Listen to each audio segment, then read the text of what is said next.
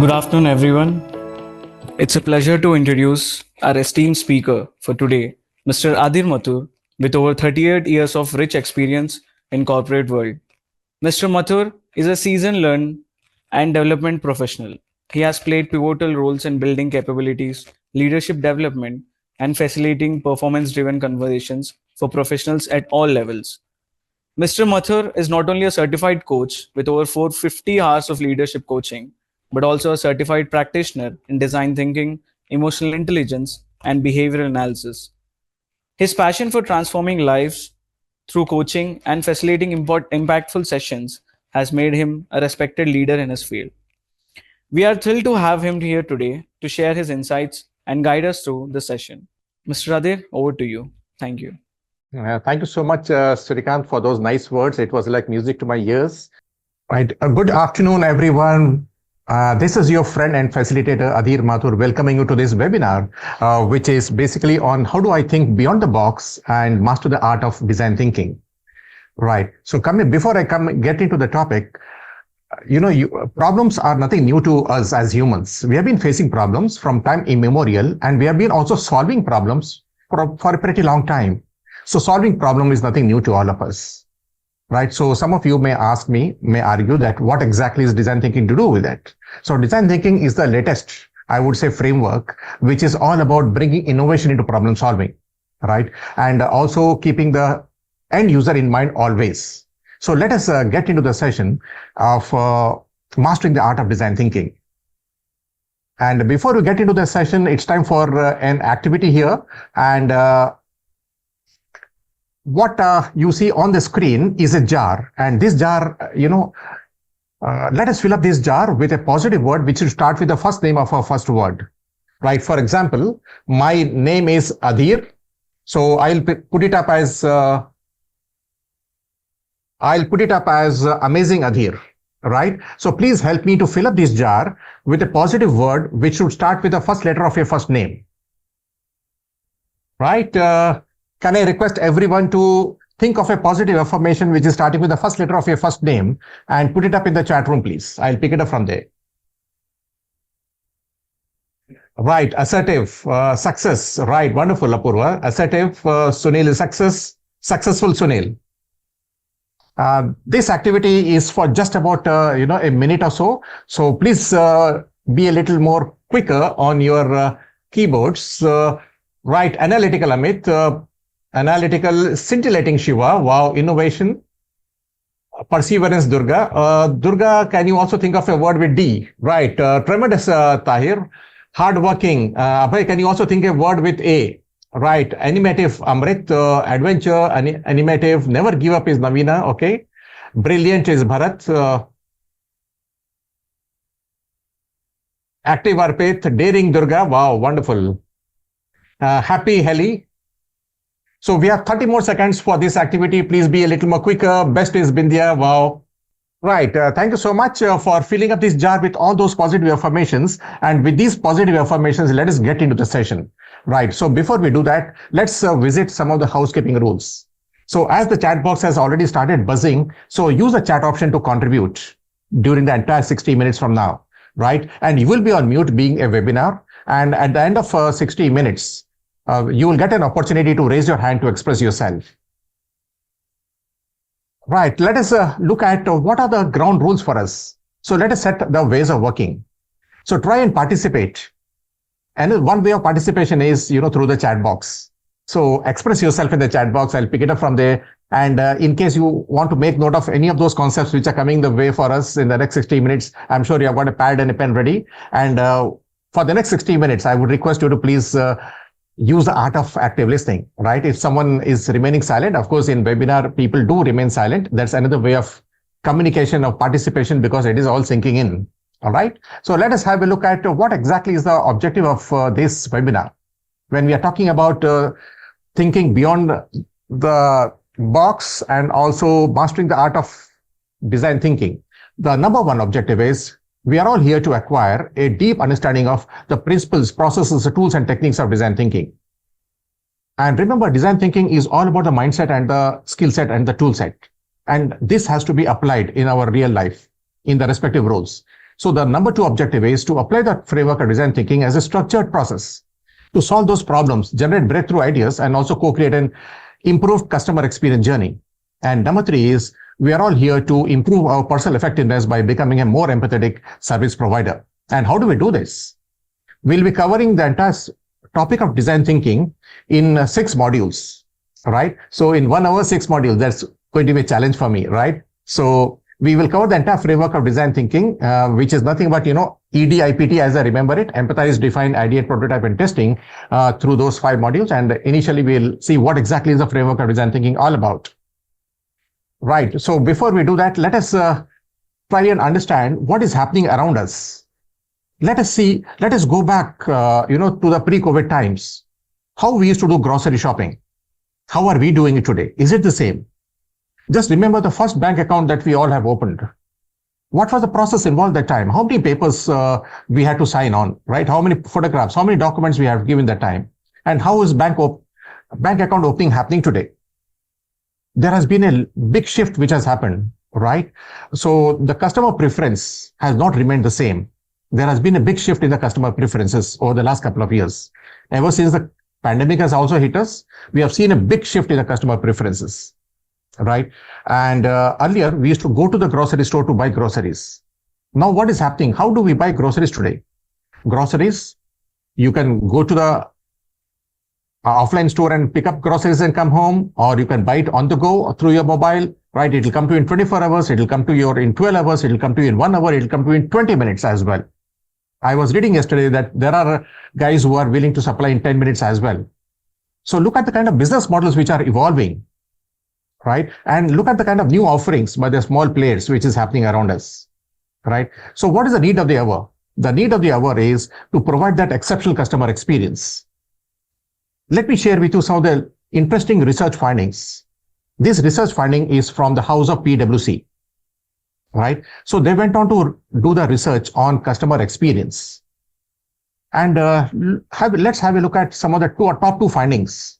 The number 1 finding from this customer experience research is 86% of the customers are willing to pay a premium of up to 13% more if they are getting a great customer experience. Imagine when we have to go out dining on a weekend, what is it that we look for? Do we look for the price? We want a good experience, right? So similarly, all our customers are also willing to pay extra if they're getting a great customer experience. When I say all, it is 86% of them. It can be more as well, right? And number 2 is 1 in 3 customers will leave a brand that they were loyal to if they're getting a bad customer experience. So gone are the days when customers used to be loyal to a brand. So today, it is the customer experience which is the king and not the product or the price by itself. So earlier, it used to be the price which used to be a differentiator.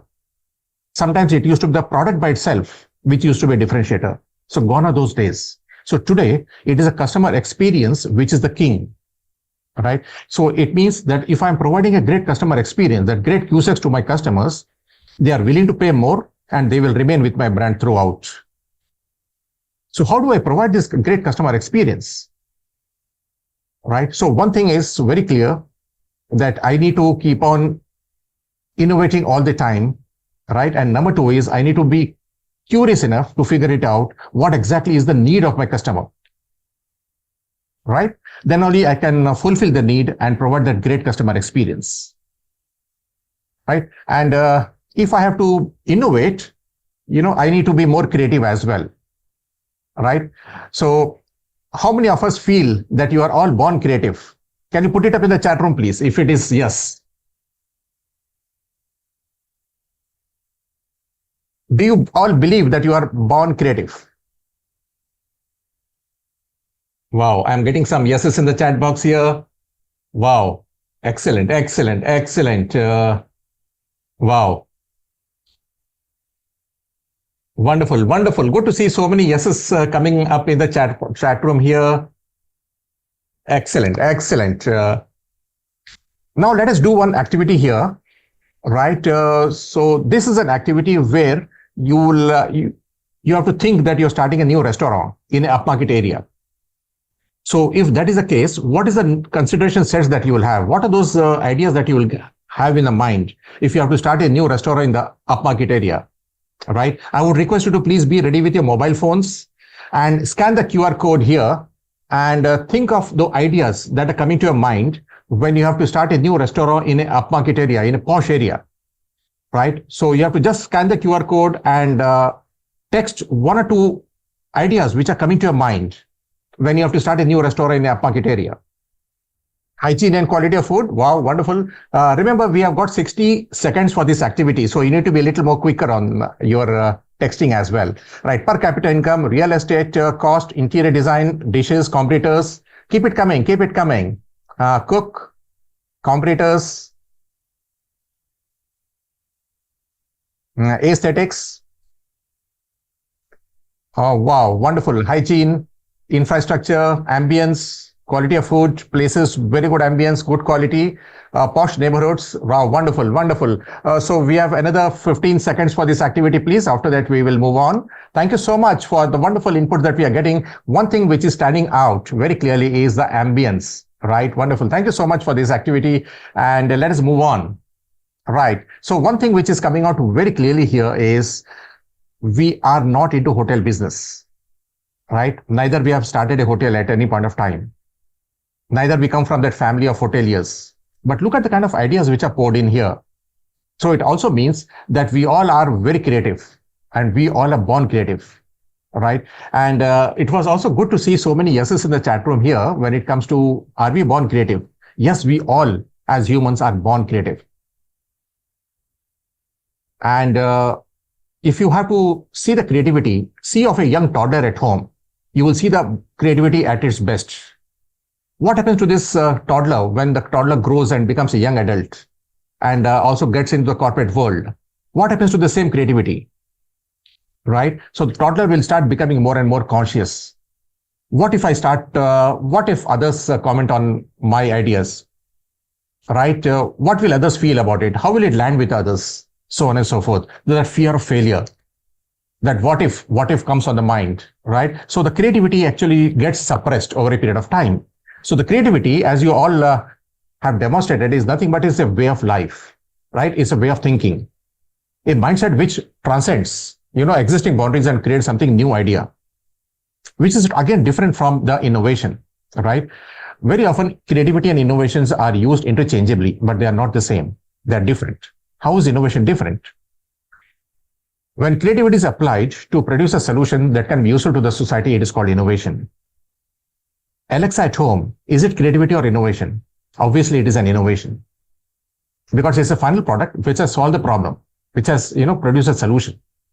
But at the back end, in the research team, in the design team of that company, they would have done a lot of creative exercises in order to bring out this final product, right? So innovation is always tangible, whereas creativity is not tangible. So if I have to define creativity as a one-liner, it is nothing but just an idea generation, which is what we have done some time back, right? And let me also quote a very famous statement of Ken Robinson, who went on to say that humans are born creative, they are born curious, and they are also born intuitive. So we need to tell our own self that I'm born creative, I'm born curious, I'm also born intuitive as well. But if we have to reflect back, many times this creativity, in adults, especially in the corporate world, doesn't come out that easily. Many times people feel that I'm not creative enough.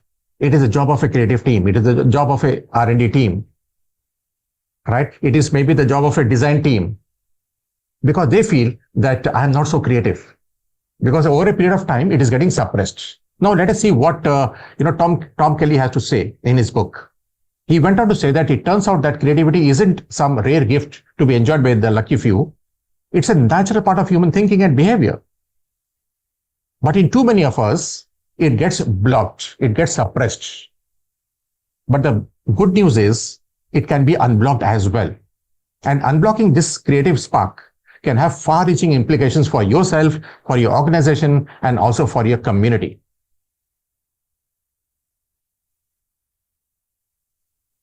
Let us hear Mr. Kelly also, what he went on to say. Design thinking is an approach to creative problem solving. It's a human-centered path to innovation. Hello, I'm David Kelly. I'm happy you're here to explore design thinking with IDEO. You know, so many people don't think of themselves as creative, but I think that's wrong. Everybody's creative. And that's one of the reasons we teach design thinking, because we think that knowing this kind of approach can unlock your creativity and make you feel capable of coming up with routinely wonderful ideas. Design thinking starts with people. It's about putting human needs at the center of all we do. It's about simple mindset shifts and new ways of looking at problems through empathy and collaboration. For an idea to be both successful and meaningful, we use 3 lenses to bring it into focus: desirability, feasibility, and viability. This ensures we're creating something that makes people's lives better, but that's also feasible to produce and makes good business sense. There are many different phases of design thinking. We find it helpful to teach it in a linear way, but in practice, it's more like this. Design thinking unfolds in iterative loops, moving back and forth across phases, some taking much longer than others. To learn it, you need to try it out for yourself. The skills and mindsets of design thinking can help you tackle your biggest challenges and build your creative confidence. Once you put it into practice and make it your own, who knows what important problems you might solve.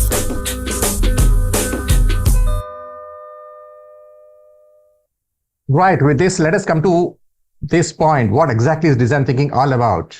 What are the keywords which comes to your mind when we think of design thinking? I'll just take a pause here. Any of you would like to put it up in the chat room here? I'll pick it up from there. What are the keywords which come to your mind when we think of this word called design thinking? Empathy. Wow. Wonderful, Deepthi. What else? What else? What are the keywords which comes to your mind? Solution to problems. Why? Wow. Human-centeredness, human-centric, different approach of thinking. Wow. Excellent, excellent. Keep it coming, keep it coming. Innovation is what Apurva is talking about. Planning. First principle approach, okay? Make things easy is what Navina is talking about. Simplify the problem, okay? Wow, wonderful, wonderful. Flexibility. Iterativeness, simplifying. Wow, excellent, excellent. So if I have to co-create all the inputs which are coming up here, we get a definition of design thinking. Now let us see what exactly is design thinking all about. So design thinking is a human-centered and collaborative approach to problem solving that is creative, iterative, and practical. Now let us look at some of the keywords which are highlighted here. The first word here is the human-centeredness. What exactly is human-centeredness here in the context of design thinking? It means when I'm solving a problem, or when I'm launching a new product, or when I'm trying to launch a new service or new platform, right? And when am I solving some problem, or am I solving somebody's problem?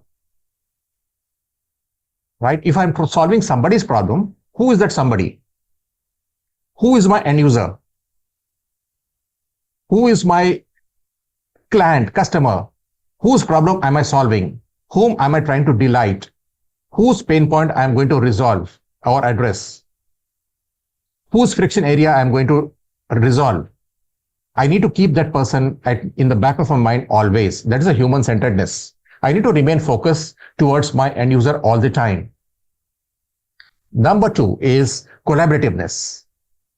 So while we are working on a project with the framework of design thinking, we always work as a cross-functional team. We always like to bring about the diversity. Why is it so? Because when I'm working in a diverse team with inclusivity, we get diverse ideas. We get newness of the ideas, right? We think out of the box. Some of them will come out with wild and wicked ideas. That's what we all want, right? So we encourage cross-functional teams to come together and embrace the framework of design thinking. So that's what collaborativeness is all about. Number 3, keyword here is creativeness, right? So as we have seen some time back, markets are evolving. Customer preferences, there is a needle is moving all the time. It is so very dynamic, right? I need to keep on innovating all the time in order to remain relevant, in order to survive and thrive in the market. Otherwise, there are a lot of many new players who are there to disrupt me. So instead of getting disrupted by others, I need to disrupt my own self. So if I have to disrupt my own self, it means I need to keep on innovating all the time. because customer preference, customer needs are not the same what it used to be yesterday. And it will not be the same what it is today by tomorrow, right? So it means I need to keep on innovating all the time. Where does innovation come from? Innovation basically comes from being creative. And you all have demonstrated it when it came to that exercise of a new restaurant, right? The number 4 keyword here is iterativeness. As some of you have put it up in the chat room here, the entire framework of design thinking is so very iterative. It means it is non-linear. It is not a waterfall approach. It is not a stage gate approach. That's what we work on projects, right? So it means at any point of time, I can go back to the previous stage. It has got 5 stages: empathize, define, ideate, prototype, and testing. At any point of time, I can go back to the previous stage. I should not feel shy about it. It's okay to fail, but fail early, fail fast, and succeed sooner during the stages of design thinking. So it means if you look at the entire framework of design thinking, right from empathize to define to ideate to prototype and testing, at any point of time, when I'm making a prototype, if I'm not getting the final shape, which is going to solve the problem, I'll always go back to the drawing board and start ideating once again with my cross-functional team. While I'm trying to define the problem, if I'm not very clear what exactly is the core of the problem, what exactly is the root cause of the problem, I may as well go back to my end user and ask several more questions in order to understand what exactly is the pain point. So at any point of time, I can go back to the previous stage. That is iterativeness. And the last keyword here is practical. So the entire framework of design thinking is so very practical, so pragmatic, and it is highly user-centric. It is easy to use, sustainable, so on and so forth. All right. And is design thinking going to be a magical wand for all the problems? No, it is not, right? Because there are some problems where the solution is known, where the solution is unknown. Sometimes the problems are known to us, sometimes the problems are not known to us, right? Let us have a look at this. Right. So when the problem is known to us and the solution is also known to us, we apply the lean thinking, the troubleshooting. If the audio is not working, maybe you can log out and log in again. That works. Lean thinking. Wow. When the problem is not known to us, but the solution is known to us, problem is not known, but the solution is known. We apply the critical thinking. We are very logical. We are rational, right? We look at analytics, so on and so forth. When we visit a doctor's office, a chamber, right, they ask us a lot of questions before they start giving the prescription or the treatment, right? So they apply the critical thinking of logic, rationality, and analytics, so on and so forth. Because they do not know the diagnosis, but they have the treatment with them, right? And then another approach is lateral thinking, where the problem is known, but the solution is not known. The typical example here is the Edward de Bono 6 thinking hats, where you apply the 6 thinking hats. If you put on a black hat, you start thinking like a devil's advocate. You start thinking as, do you have the plan B ready with you? Is there any contingency plan ready with you? So on and so forth. So we start looking at different solutions. And finally, when the problem is not known to us, and even the solution is also not known to us, we apply the framework of design thinking. Because many at times, the problems don't present to us as problems. They come to us as symptoms, the way doctor sees it. Sometimes the problems are complex. They are wicked problems, right? They are ill-defined problems. I do not know what exactly is the root cause of the problem. So those are the situations where design thinking works wonders. Remember one thing, more often than not, we get to see just the symptoms and not the root cause of the problem. And what do we do that time? More often than not, we think of a solution first, so much so that we jump for a solution. So design thinking approach tells us very clearly to us that whenever we see any of those challenging scenarios, we should not jump for a solution. We should not even think of a solution first, till the time I have understood the root cause of the problem. Right? And that's where the empathize stage is all about. And then you have to start looking at the solutioning in the form of ideation. Right? In order to be a design thinker, I need to have a mindset of a design thinker. Right? Remember, design thinking framework is all about the mindset, is all about the tool set, is all about the skill sets. So how does a design thinker actually think? What are the qualities that they have? They are very innovative. They are problem solvers. They always think of solution first. What are the various options available to me? What else is possible? What are the other ways in which it can be solved? What are the possibilities for me? How do I make use of the technology? Is there any better way of doing what I'm currently doing? How do I make use of the technology for this? so on and so forth. That is a problem solving mindset. And I need to be always user centric in the sense I need to be thinking, who is my end user all the time? Remember that human centeredness. I need to be thinking, whose problem am I solving? Is it somebody's problem or is it some problem? So I need to be thinking of that somebody all the time. And the solution that I'm going to come out with, it should be very simple and sustainable as well, right?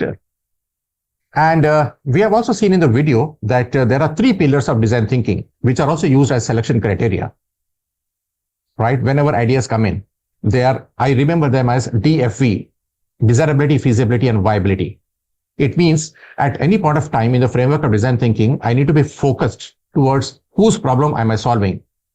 What do my end user desire? What exactly is their unmet need? What exactly are their unstated needs? Sometimes the needs can be unstated as well, right? And the solution that I'm going to come out with, is it going to be technologically feasible? Will it be feasible for my organization, right? And the solution that I'm going to come out with, the prototype that I'm going to design or come out with, will it be financially viable? Will it fit into the budget? Will it give me the ROI? So on and so forth. So these 3, desirability, feasibility, and viability, are the selection criteria for me when I'm doing my ideation. Right. And these are the 3 important components of design thinking. The number 1 is problem exploration. Remember, more often than not, the challenges come to us as symptoms and not as problems. Right? We don't get to see the core of the problem first. Right? What we get to see are just the symptoms. So it's required for us to understand the root cause of the problem, to understand the core of the problem. So we need to reach out to the end user. We need to explore the problem. We need to figure it out. What exactly is the root cause of the problem? What exactly is the cause of the problem? What exactly are the needs? What do they desire? So on and so forth. So while I'm exploring the problem by using the stage of empathize, that is not at all the time for me to think of solution. I know the back of the mind, the subconscious mind always tells us of a solution, but I need to park those solutions. I need to refrain myself from thinking of a solution. So that is not at all the time for me to think of ideation. The number 2 here is solution generation. Once I have understood the root cause of the problem, once I have defined the problem, when I'm thinking of a solution as a cross-functional team, as a collaborative team, right? I need to ensure that the best solution comes out. It also means that as a cross-functional team, there may be some senior leaders, there may be some junior guy, right? There may be some extrovert, introvert. We should not fall in love with our own idea. It means I should not fall in love with my own idea. It means I should not try to enforce my own idea. So I should not be judgmental. I should not have any assumptions. I know my customers well. I know my clients well. I know this works. I know this doesn't work. These are all the baggage of assumptions that we all carry with us. So the first thing that we have to do as a design thinker is drop that baggage of assumption that we all carry with us in the back of the mind. Drop that baggage of assumption, being judgmental, being biased.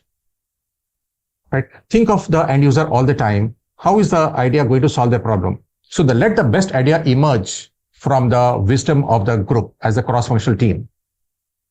And the third one is solution validation. The prototype that I'm going to design and come out with, I should not have any preconceived notions about it. All right. And there are going to be some barriers when it comes to innovation. There are some barriers like the confirmation bias. The confirmation bias is that I know my customers well. I know this has worked in the past. I know this is going to work. Then I look for validation. Sometimes there may be constraints as well. Constraints can be of the time, constraints can be of the deadline as well, can be of the finance constraints as well, right? Let me share with you one thing. The constraints, are something which were there for any other project that you are part of. So constraints were there, constraints are there, and constraints will be there, whichever project that you are part of. And I need to also reiterate this fact that constraints will spur creativity. If you look at the last couple of years, especially in the last 5-6 years, look at the kind of creativity that we have seen like never before, right? So the constraints that we have gone through in the last 5 years because of the lockouts and the pandemics and all, the constraints have spurred the creativity.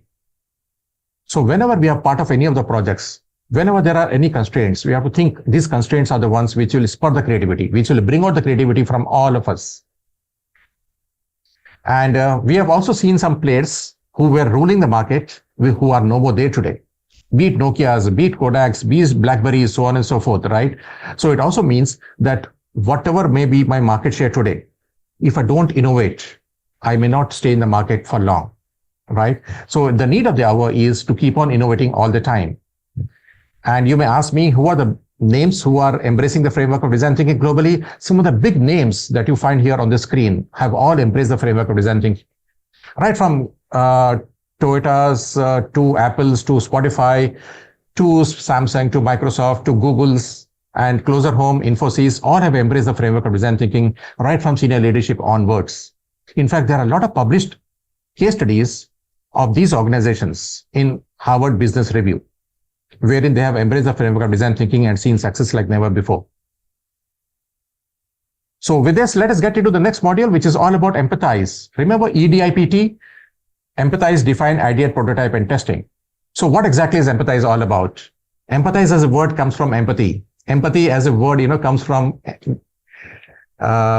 emotional intelligence, right? So what exactly is empathy, which is different from sympathy? Very often people mix up sympathy and empathy, but these two are different. So when I say empathy, it's all about when you feel what the other person is feeling and can mirror their expression, opinion, as well as their hopes. It means when I'm reaching out to my end user, remember that human-centeredness, I have to do the customer immersion. I have to reach out to my end user to understand what exactly are their core needs. I need to put myself in their shoes, in their environment. I need to remove my shoe and put myself in their shoe. It means I need to look at the situation from their environment. I need to look at the situation about what is it that they're feeling, what are the kind of emotions that they're going through, what exactly is the pain that they're going through, to try to understand their unmet needs and unstated needs. Sometimes the needs can also be unstated in the sense what they say and what they do may or may not be the same. So I need to be observing them all the time as well to pick up some insights. So empathy becomes a very important skill for a design thinker because we need to be putting ourselves in the shoes of my end user.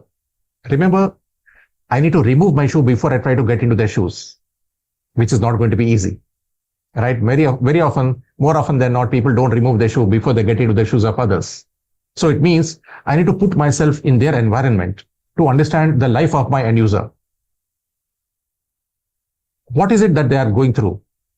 I need to be observing them. I need to be asking them some questions. I need to be having a conversation with them to unearth the unmet need, unstated need as well from them before I craft my problem statement and before I even think of a solution as well, right? So the purpose of empathize stage is customer immersion, customer observation, and customer engagement.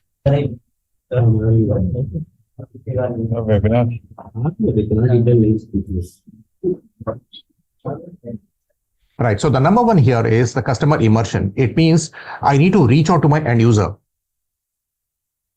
I can't be sitting in the comfort of my office and think of a solution for them.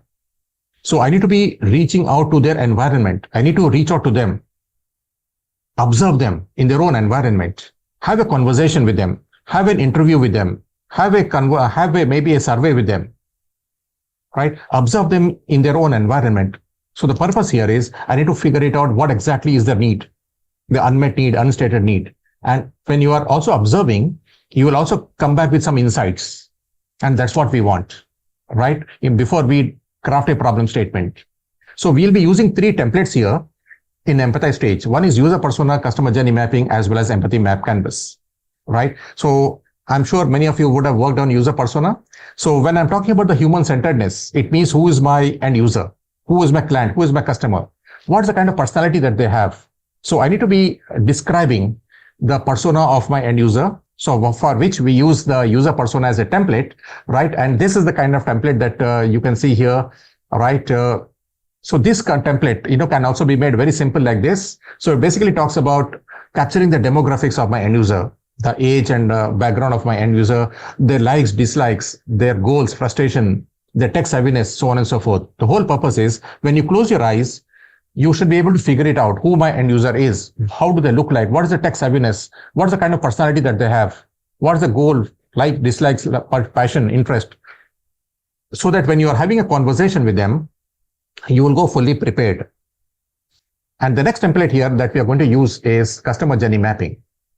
As the word itself says, that the customer, the end user, undertakes a journey while they are interacting with my product or with my services or with my platform.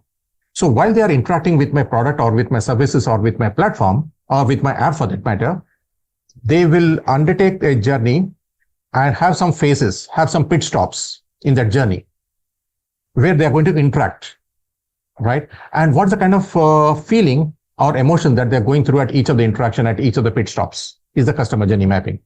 I'll make it very simple for you to understand. Let us take the example of a Starbucks, right? So when Starbucks wants to do a customer journey mapping to improve their services, they will do the customer journey mapping something like this, right? From entry to exit, log in to log out, right? So when the customer enters the Starbucks, they will undergo some pit stops, right? First, the pit stop is the menu card, right? Then the food counter, then the cash counter, then the waiting area, then the counter to pick up the food stuff and also sit and consume it and then exit, right? So this is the journey which a customer at Starbucks undertakes. So while they are undertaking this journey, they will have some pit stops where they will interact.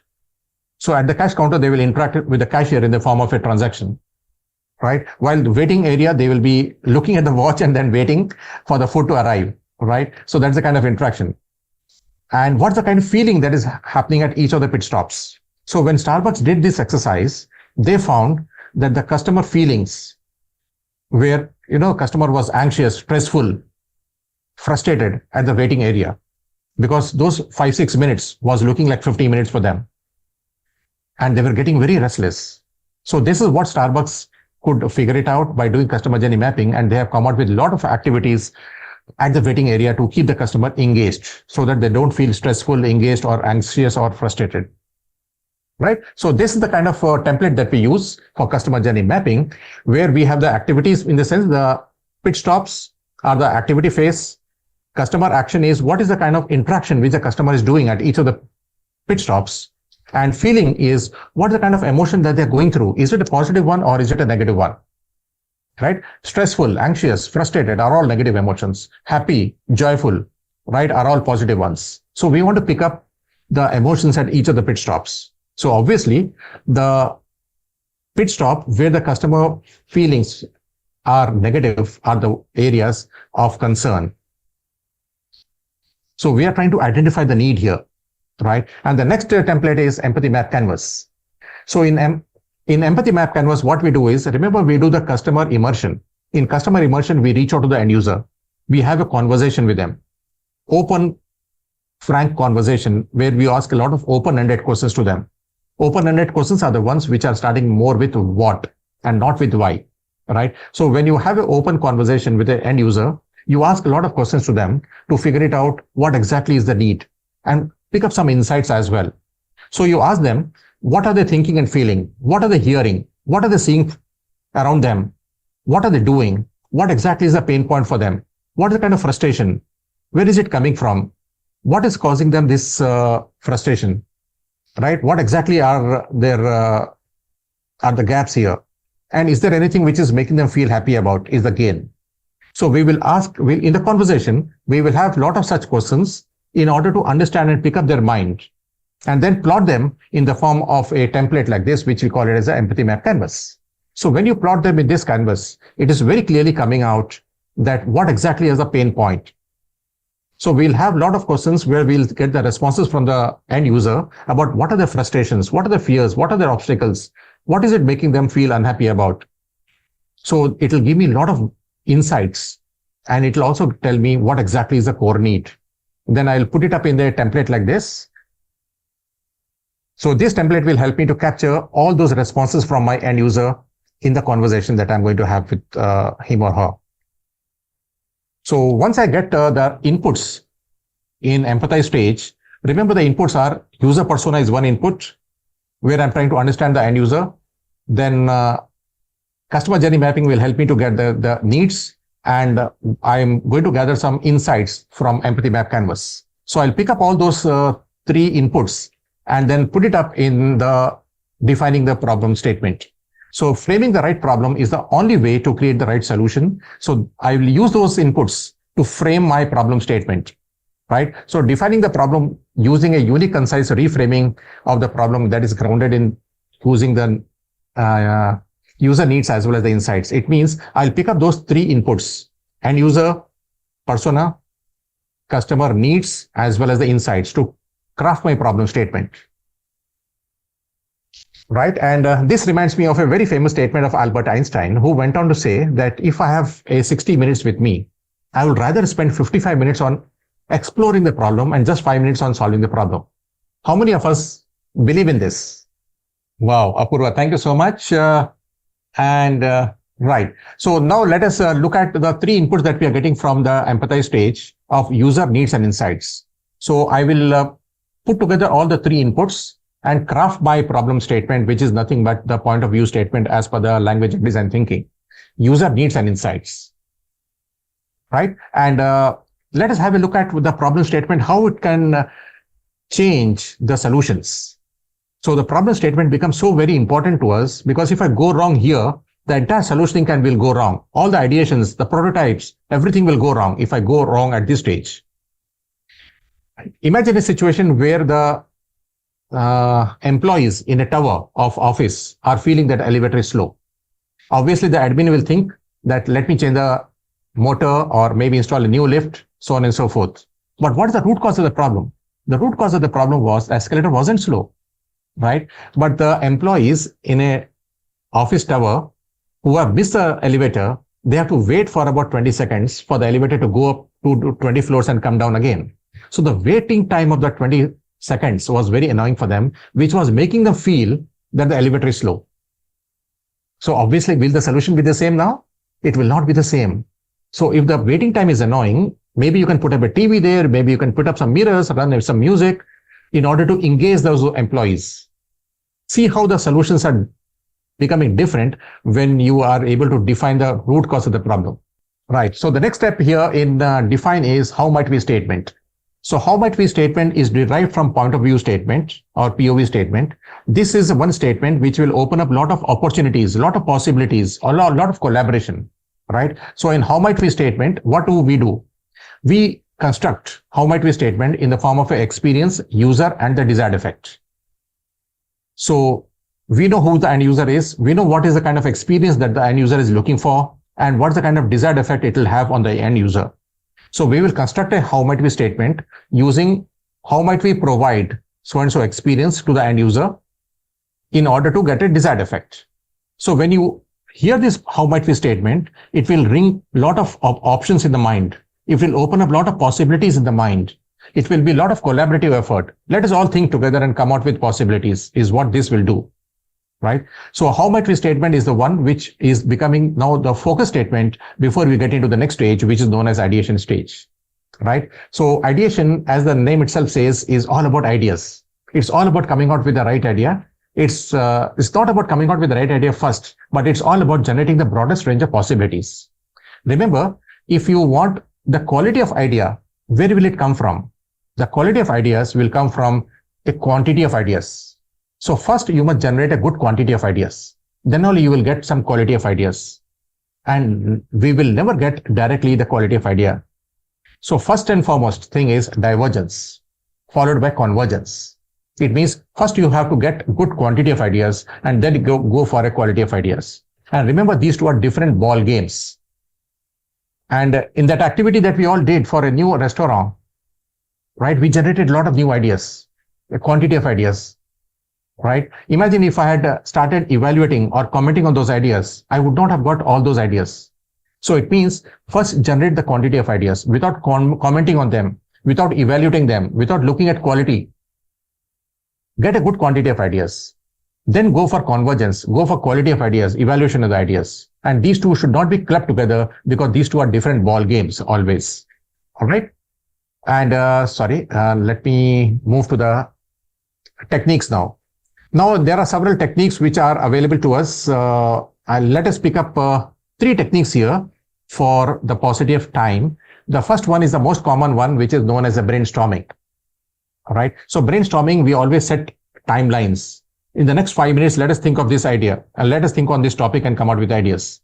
So we aim for quantity of ideas, right? And we should never comment on the idea while people are coming out with ideas.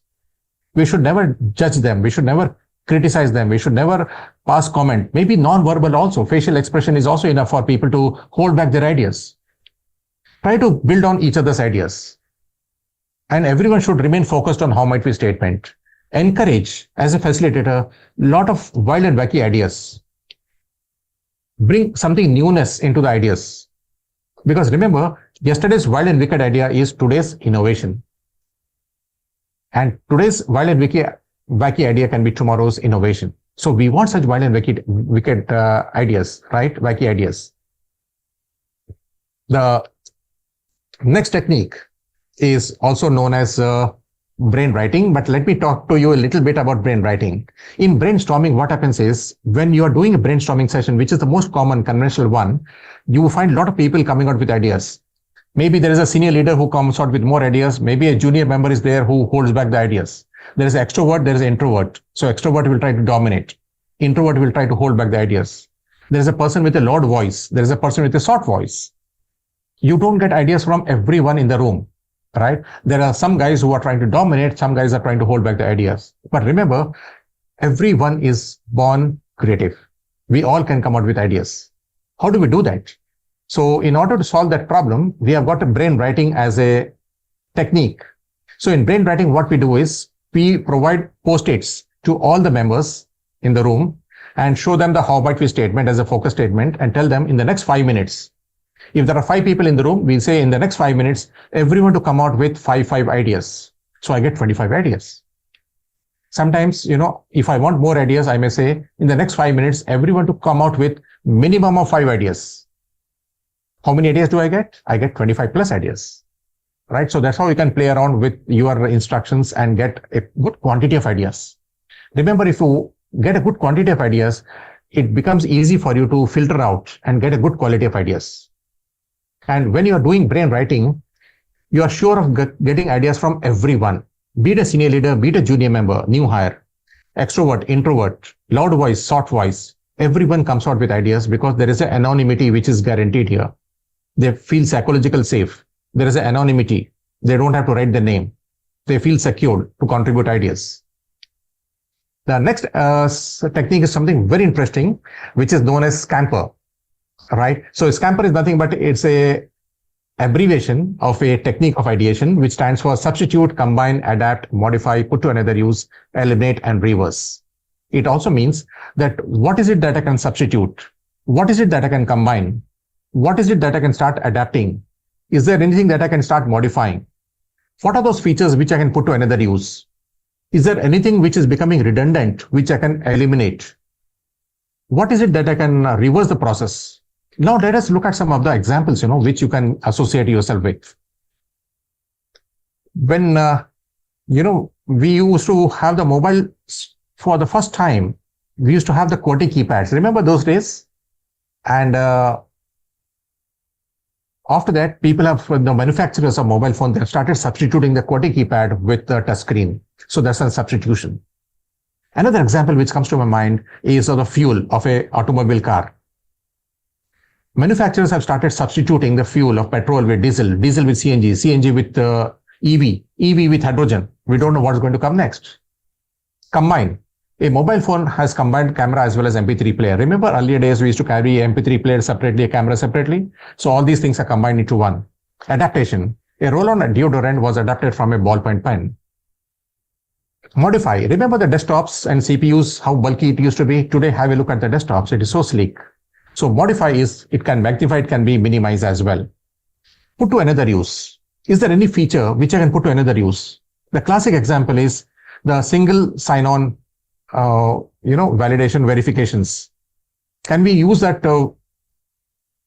single sign-on SSO for another purpose? Sometimes I go for sign in with Google.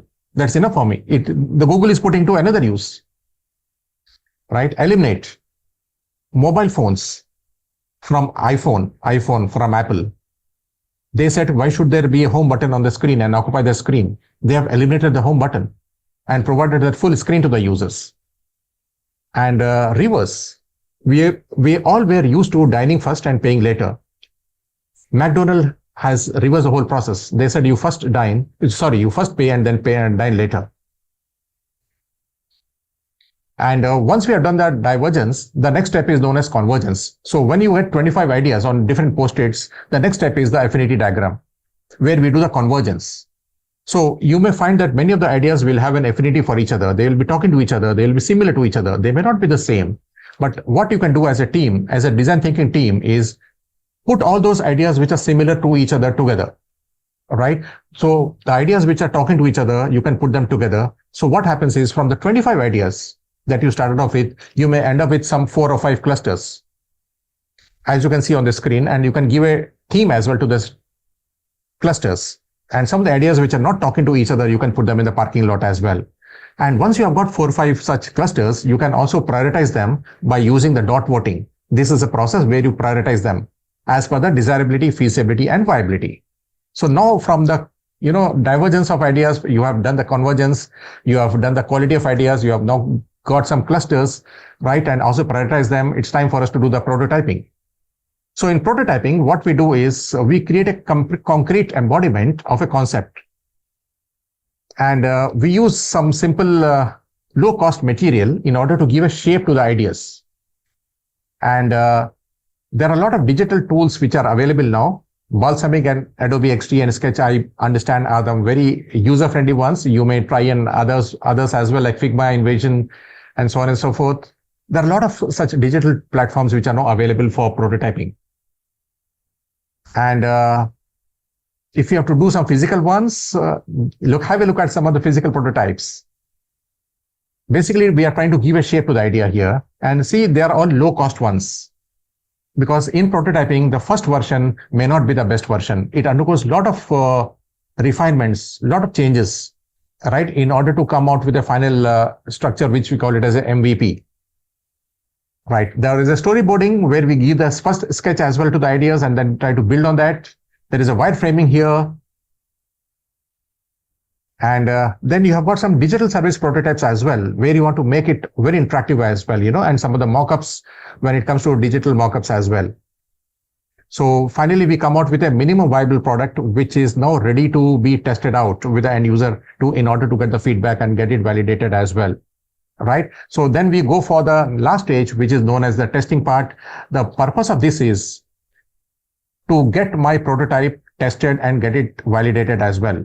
Remember the first time in Empathize, we went to the end user. So this is the second time that we are going to the end user for validation and testing.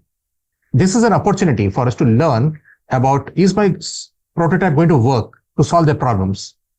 What is my end user feeling about it? Is it really delighting them? Is it really going to solve all their problems or not? Right? So this is the second time when I'm going back to them. First time I went to them for exploring to understand the root cause of the problem. Second time, I'm going to them for 2 purposes. One is to get a feedback about my prototype. The second thing is to get my prototype validated from them. Is it going to solve all the problems or not? So what I will do is I will showcase my prototype to them and try to understand how is it working for them. Make them actually play with it. Make them run it. If you are having more than one prototype, hand over both the prototypes to them. Prototypes need not be one always, right? You can end up with more than one prototype as well. So let the end user compare both the prototypes. See which is the one which is going to solve all the problems. You may discard one and retain the other one which is going to solve all the problems. So when you're handing over when you are showcasing your prototypes to the end user, it may so happen that end user may say, wow, this is a wonderful feature that you're providing. I like it. So end user is liking some features that you're providing. So we will put it up in the quadrant of the grid on the left side, which is I like. Sometimes the end user also may ask some questions. How does this feature work? How does this button work? Because they are still not very clear about the usage of those functionalities. So they're asking some questions. It means you need to clarify it further. Make it more simple for them to understand. So you will put it up in the next grid, which is known as why question. They are asking some questions. Sometimes the end user also may come out with some ideas. Why don't you provide this? Remember, ideas can come from any corner. We need to respect every idea which is coming. and everyone is born creative. Sometimes they may come out with some ideas. Why don't you provide this?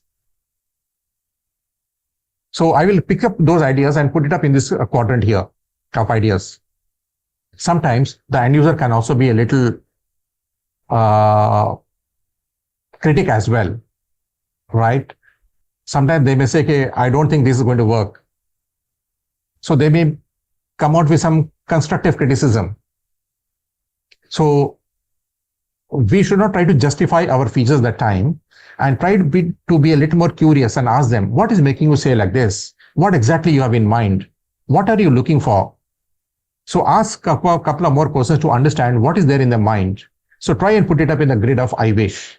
So we put it up, we capture all the feedbacks in the form of a feedback capture grid here and put it up in the 4 quadrants and come back to the drawing board and see what is it that I can start doing with my prototype and tweak it.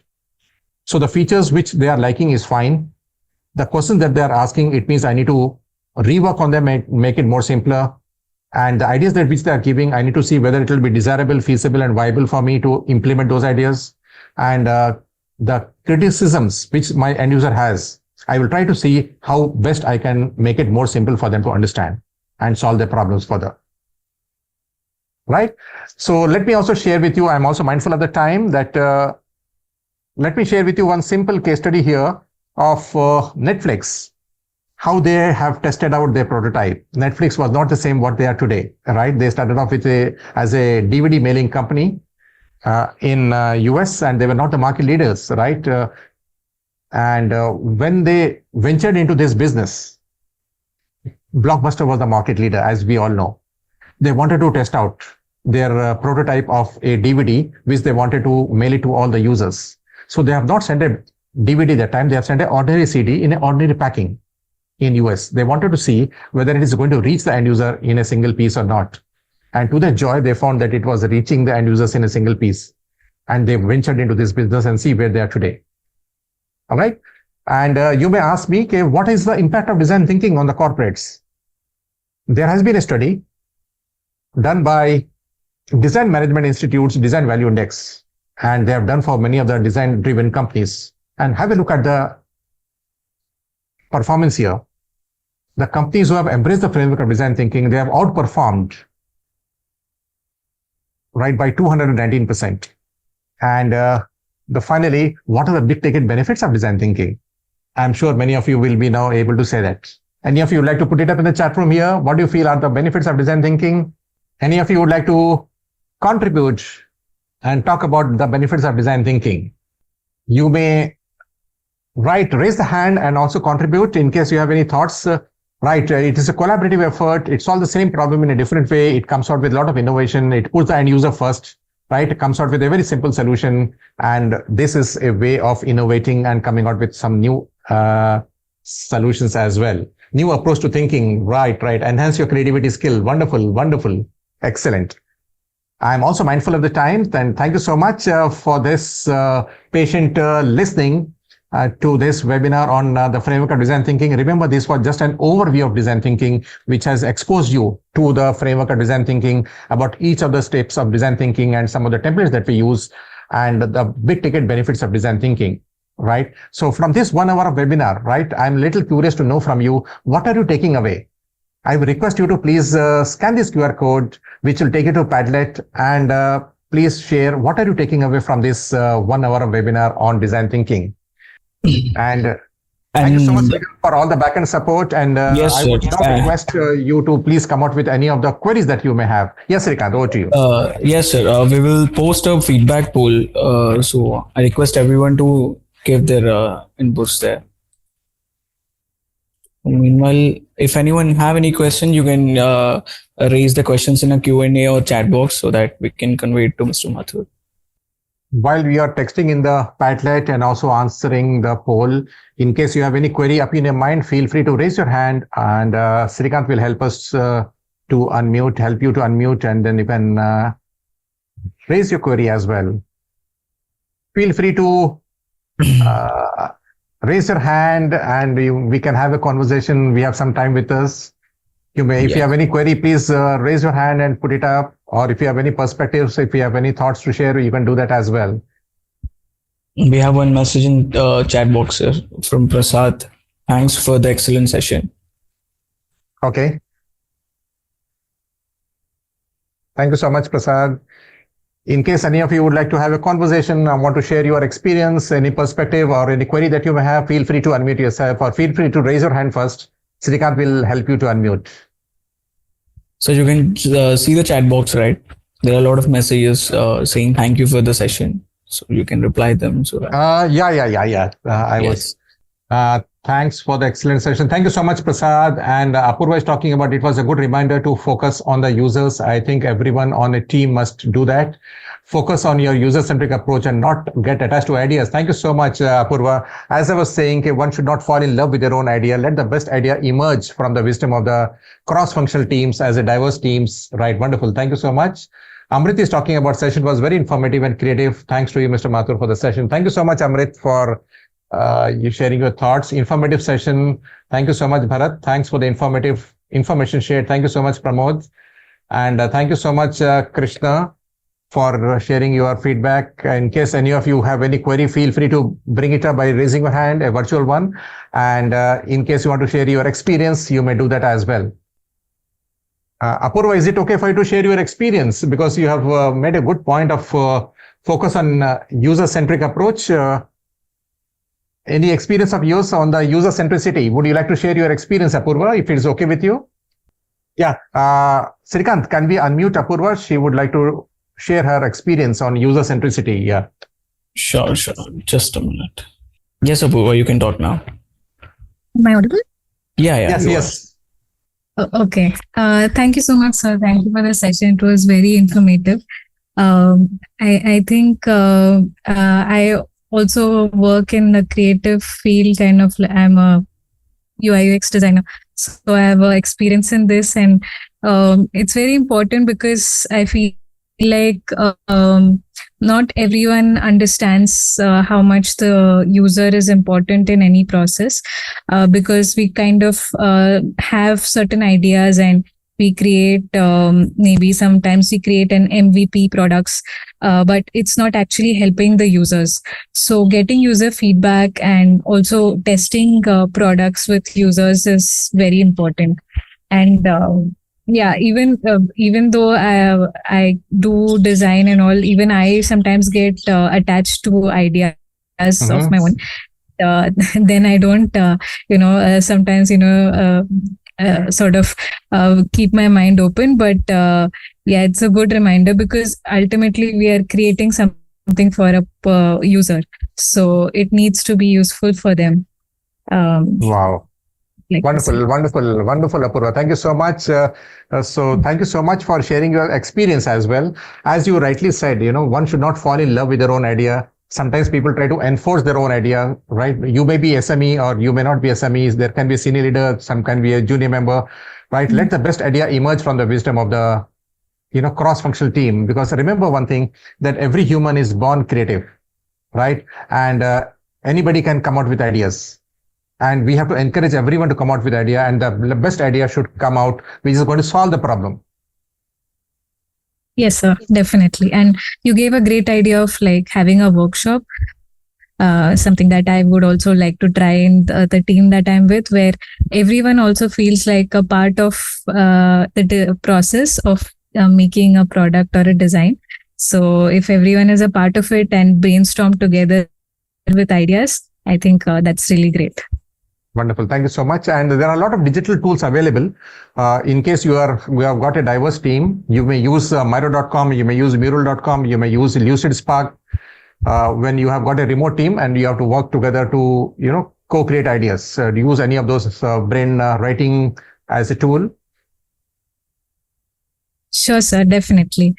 I would also like to know, like, all of us mostly work in remote environments. So if sometimes it's hard to get in touch with users, are there any tools to like get in touch with users? Yeah. And so the first thing, is customer immersion, where we say that reach out to the end user. So sometimes your end users may not be possible for us to reach out to them physically in person.